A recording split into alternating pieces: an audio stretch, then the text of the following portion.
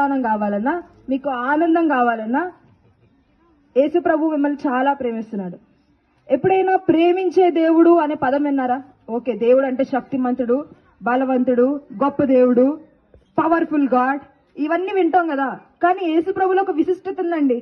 మీతో మేము వాదించడానికి రావట్లేదు, లేకపోతే మిమ్మల్ని మతం మార్చడానికి అసలు రావట్లే, మీతో మేము గెలవడానికి కూడా రావట్లేదు. ఒకటే, మేము దేవుని ప్రేమను అనుభవించాం, ఆయన ప్రేమలో మునిగి తేలుతున్నాం. మాకు ఎలాంటి కష్టం వచ్చినా అది కష్టంలో అనిపించదు, ఎందుకంటే ఆయన ప్రేమలో మేము ఉన్నాం కదా. అది మాకు ఆనందం ఇస్తుంది. సో మీరు కూడా అదే ఆనందంలోకి రావాలని కోరుకుంటున్నాము. ఆయన మిమ్మల్ని ఎంత ప్రేమిస్తున్నాడంటే మాటలతో చెప్పి వదిలేదు. ఆయన ఈ లోకంలో మన తల్లిదండ్రులు ఉంటారు, మనకి జీవం ఇస్తారు. మనకి 2 కిడ్నీలు పోయినాయి అనుకోండి, ఒక కిడ్నీ ఇస్తారు, ఇంకో కిడ్నీ ఇస్తారా? వాళ్ళు ఎవరు? ఎందుకంటే తర్వాత వాళ్ళు కూడా లైఫ్ ఉండదు కదా. కానీ యేసు ప్రభు అయితే ఆయన 2 కిడ్నీలు కాదు కదా, ఆయన రక్తాన్నంతా నీ కోసం చిందించాడు. ఆ రక్తం ఎంత శక్తివంతమైనదంటే నువ్వు చనిపోయినా కూడా తిరిగి నిన్ను లేపగలిగిన శక్తి ఉన్న రక్తం అది.